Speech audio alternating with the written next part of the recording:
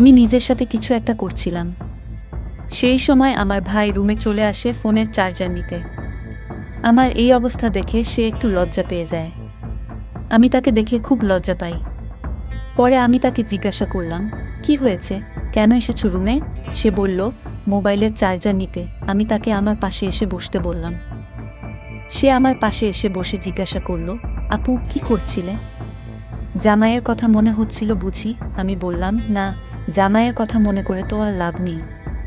আমি তোমার কথা ভাবছিলাম। হ্যালো ফ্রেন্ড, কেমন আছো সবাই? আমি নীলা, আমার বয়স 25। আমি দেখতে অনেক সুন্দর। আমরা 2 ভাই বোন। আমার ছোট ভাইয়ের বয়স 20। আমি তাকে খুব ভালোবাসতাম এবং স্নেহ করতাম। আমার বিয়ের আগে আমি তার সাথে অনেক সময় কাটিয়েছিলাম। সে দেখতে সুন্দর হওয়ায় আমি তার প্রতি দুর্বল ছিলাম, কিন্তু তা কখনো প্রকাশ করিনি। মনে মনে অনেকবার চেয়েছিলাম তার সাথে ঘনিষ্ঠ হতে এবং তার কাছ থেকে ভালোবাসা পেতে, কিন্তু কখনো সাহস হয়নি বলার। কিছুদিন পরে আমার বিয়ে হয়ে যায় এবং আমি শ্বশুরবাড়ি চলে যাই।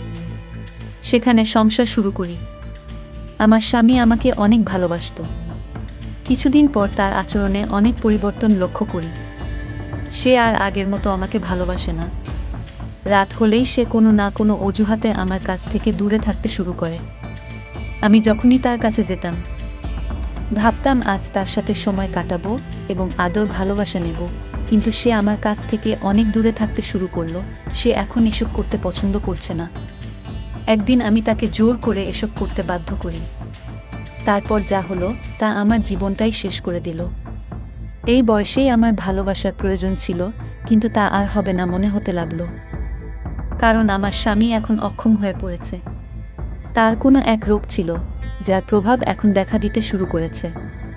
তাই সে আর কোনোভাবেই আমার অপূর্ণ ভালোবাসা পূর্ণ করতে পারবে না। আমি আমার জীবনের কথা ভাবতে ভাবতে অনেক কান্না শুরু করে দিলাম। এখন আমার কি হবে? কারণ আমার এসবের খুব প্রয়োজন ছিল। আমি এই আনন্দ, এই সুখ না নিয়ে থাকতে পারি না। তাই এখন প্রায় প্রতি রাতে নিজের সাথে বিভিন্ন উপায়ে সে আনন্দ নিতে শুরু করি। একদিন আমার ভাই আমাদের শ্বশুরবাড়িতে আসে এবং আমাকে বাড়িতে নিয়ে যেতে চায়, কারণ আমি অনেক দিন ধরে বাড়িতে যাইনি। সে এসে আমার এই অবস্থা দেখে সন্দেহ করতে শুরু করে, কারণ আমি টেনশনে অনেক শুকিয়ে গিয়েছিলাম আর আমার চোখের নিচে কালো দাগ হয়ে গেছে। সে আমাকে জিজ্ঞাসা করতে শুরু করে, আপু, তোমার কি হয়েছে? তুমি এখানে অনেক কষ্টে আছো নাকি? জামাই কি তোমাকে মারে নাকি? না অন্য কিছু? আমি তাকে বললাম, না, এসব কিছু না, কিছুই হয়নি, তুই টেনশন করিস না।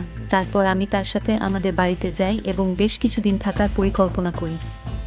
আমি মনে মনে ঠিক করেছিলাম যে আমি আর শ্বশুর বাড়িতে ফিরব না, বাড়িতে চুপচাপ থাকতাম।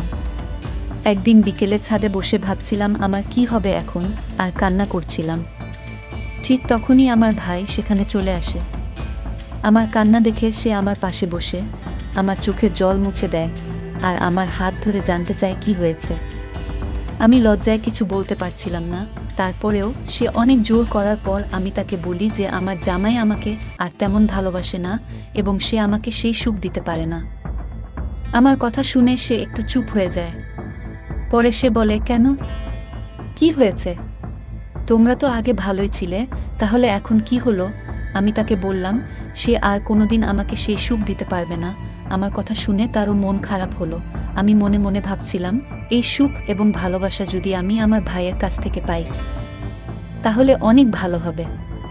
তাই আমি একটি পরিকল্পনা করি। কান্না করতে করতে আমি তাকে জড়িয়ে ধরলাম। সে একটু লজ্জা পেল, কিন্তু কিছু বলল না। সে আমার পিঠে হাত রেখে বলল, দেখো আপু, তুমি এত টেনশন করো না, দেখি কি করা যায়। তার এই কথা শুনে আমি বললাম, কি আর দেখবে তুমি? আমার এই সুখ কি তুমি এনে দিতে পারবে?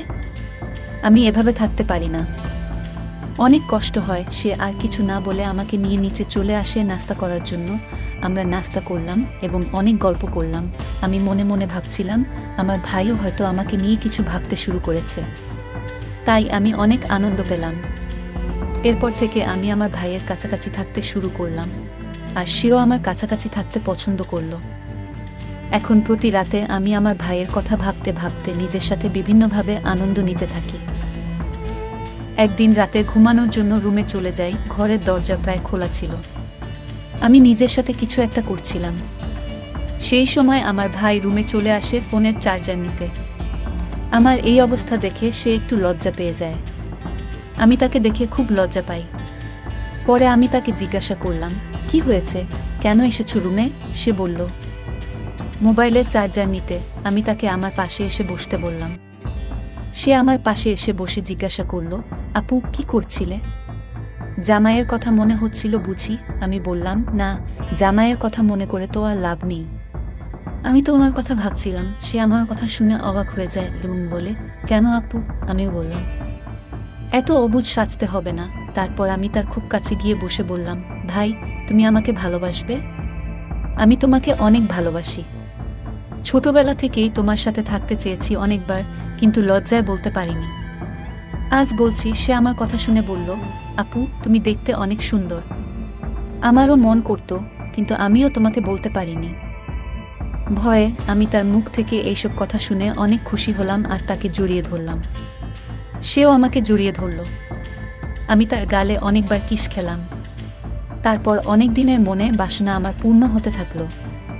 সে রাতে আমার রুমে অনেকক্ষণ ছিল আর আমাকে অনেক ভালোবাসা দিল, যেটার জন্য আমি এতদিন অপেক্ষা করছিলাম।